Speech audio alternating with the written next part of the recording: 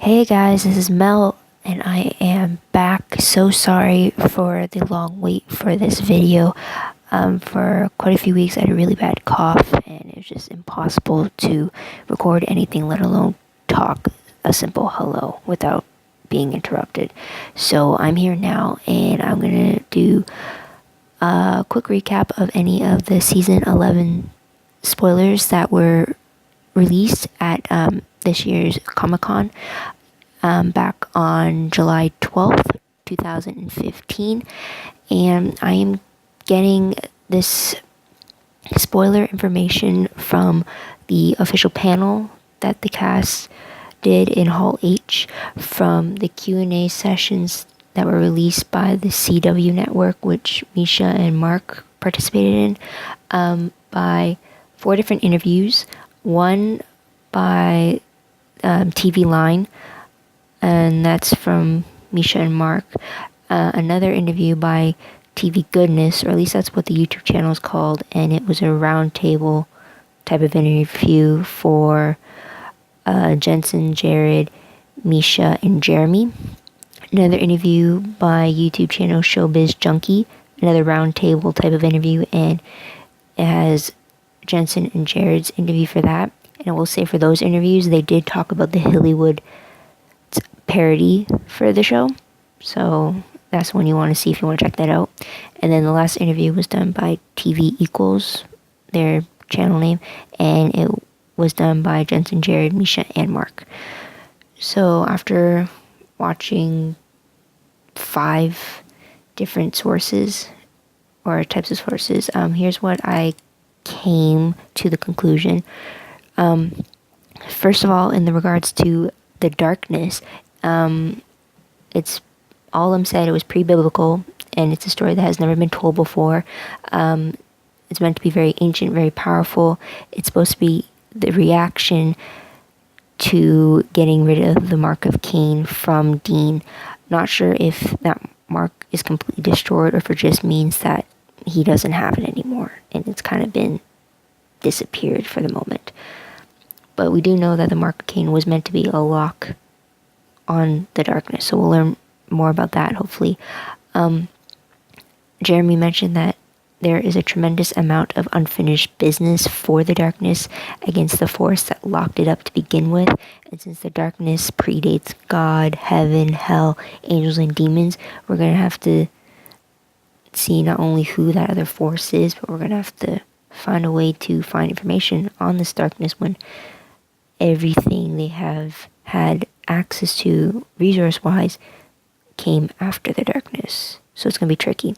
But the darkness is meant to be a fresh new idea that is somehow supposed to be relatable to the fans, and it's foreboding as well, but I'm really curious about the whole relatable part. And Jeremy says this big bad is going to want unlike anything we've seen on the show before. So it's definitely a big threat. Everyone is going to fear it.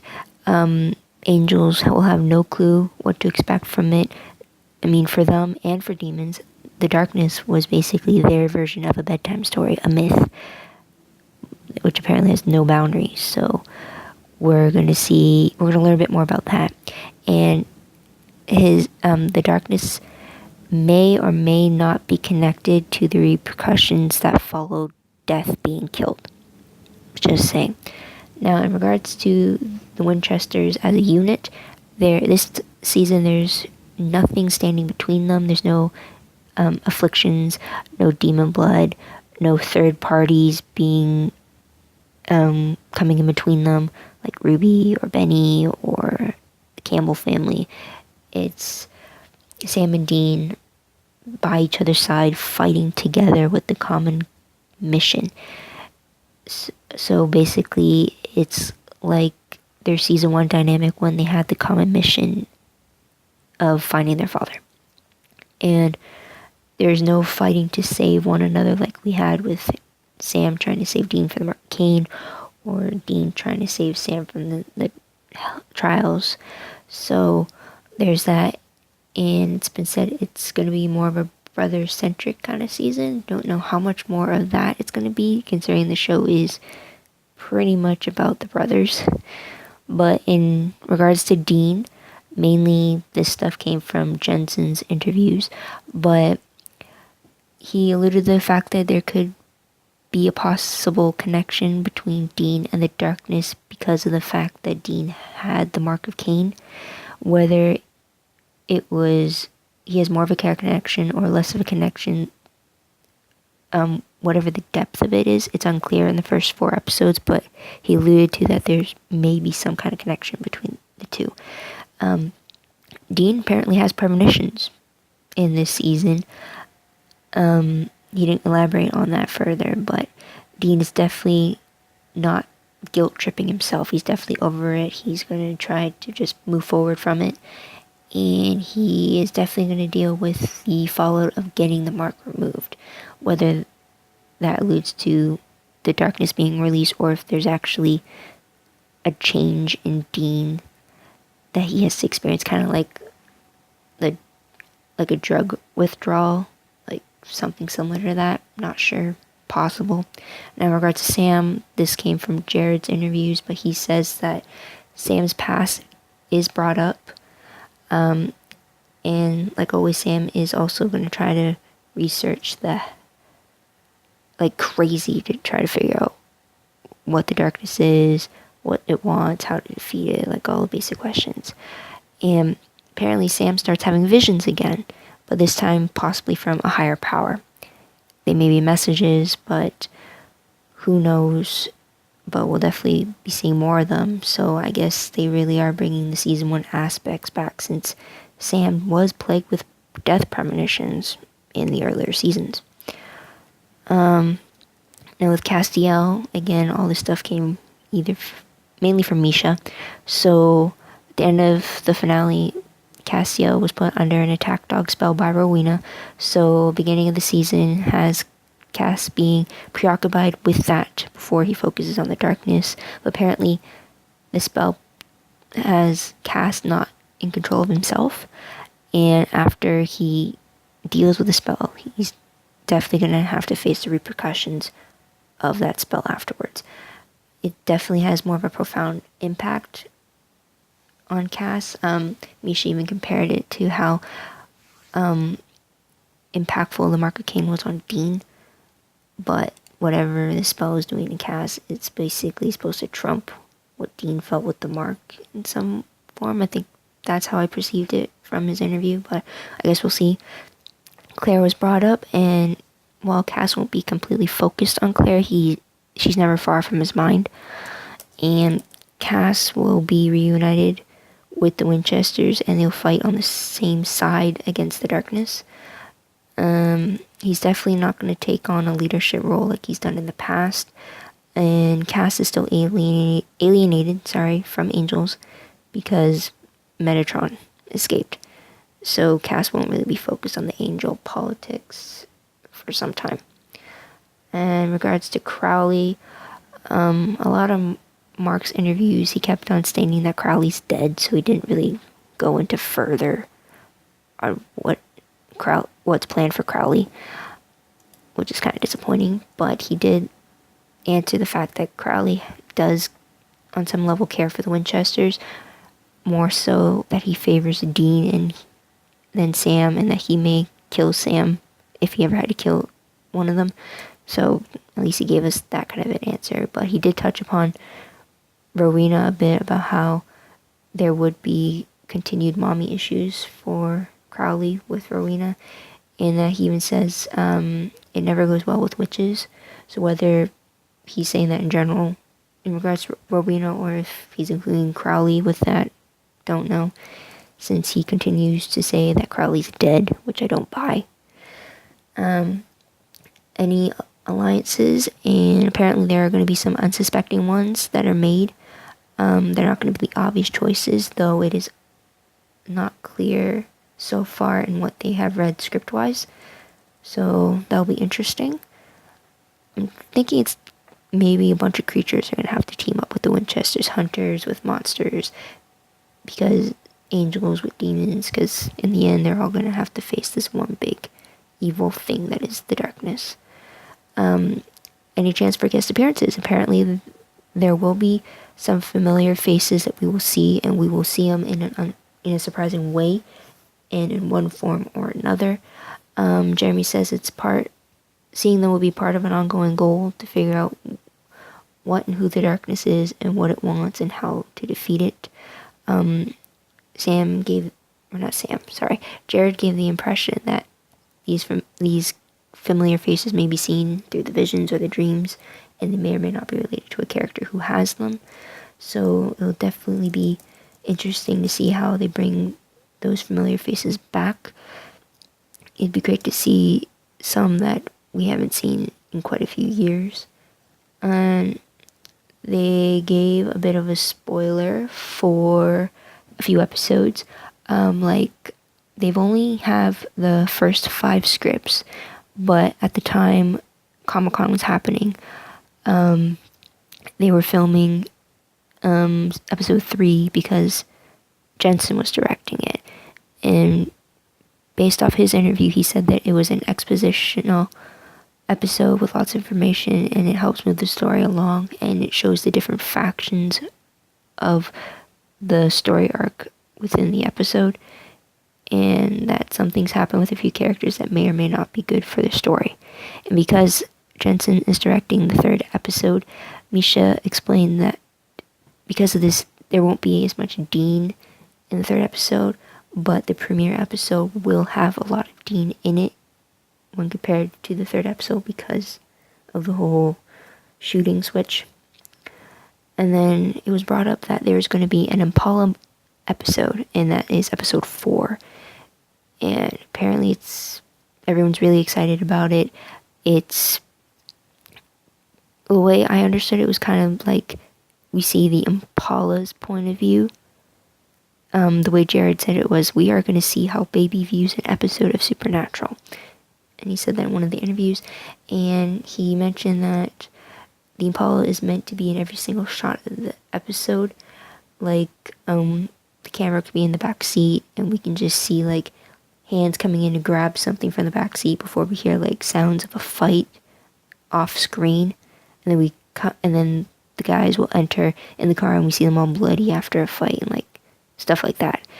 So it'll be very interesting to see. He did bring up that episode back in season 3, the Ghostfacer episode, where a majority of the episode was filmed was shown through camera footage.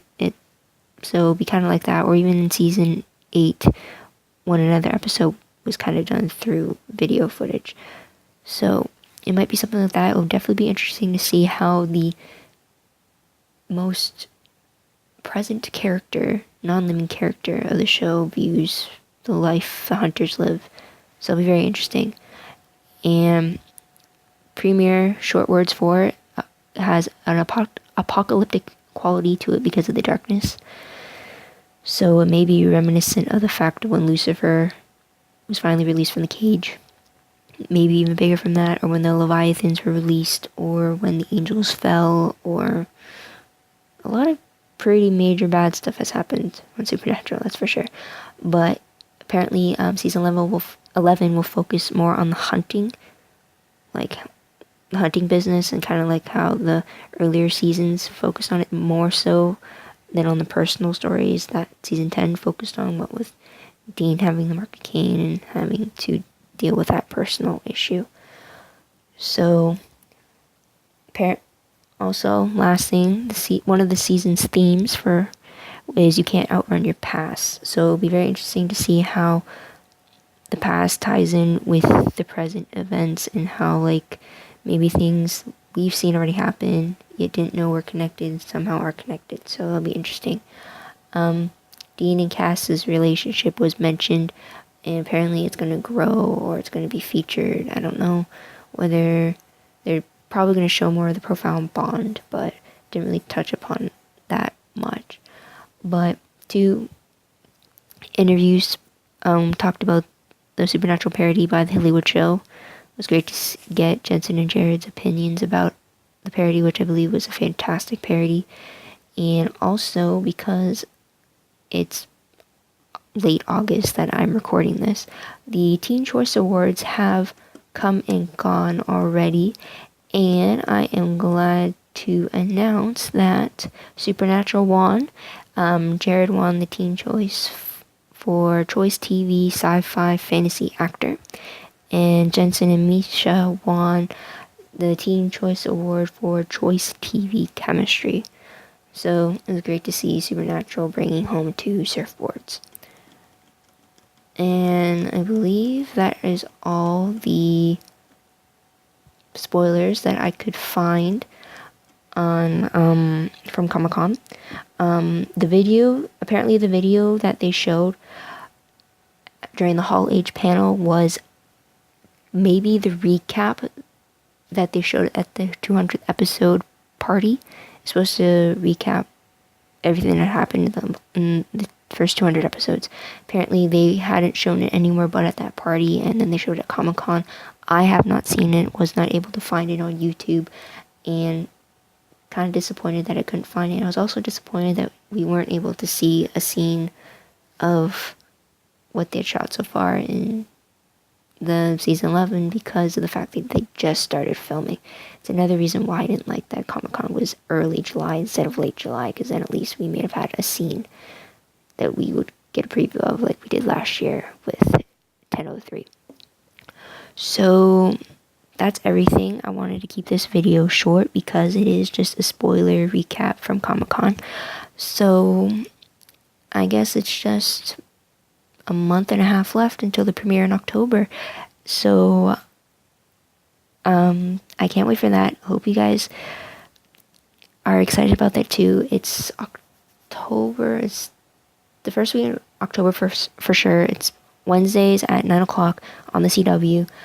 Don't forget to put it on your calendar, PVR it or whatever. Write it somewhere to remind you, because this season it's definitely going outside the box. And I just want to say my biggest, I guess what I really want to know is what this darkness is, because the way we were introduced, it's a big cloud of smoke, and we've seen the cloud of smoke when the gates of hell were opened in the season 2 finale, and it was a whole bunch of demons coming out. And then we saw the black goo from season 7 premiere that exploded into the water, releasing all the Leviathans. So it'll be interesting to see if this big cloud of darkness is like a big collection of things that together referred as the darkness, or if it's actually going to manifest in this one massive thing, and that's the one enemy, as opposed to it breaking out into all these little demons or breaking out into all these different Leviathans. So I guess how it manifests and how exactly the darkness will inflict trouble is what I'm curious to see. So I guess it's a few more weeks to wait. I'm going to end it there. Thank you guys for watching. Thank you for your patience. I'm still trying to get a hang of this, even being sick after a month with that cough. It kind of rattled me and had me off schedule with these recordings. So thank you for your patience. Thank you for subscribing. I hope you do subscribe if you like these. Leave a comment below if you found any more season 11 spoilers, or if you have a comment about any of the spoilers I found during the Comic-Con footage. And hopefully you'll come back and see more of my videos. So until then, have a great day, and bye.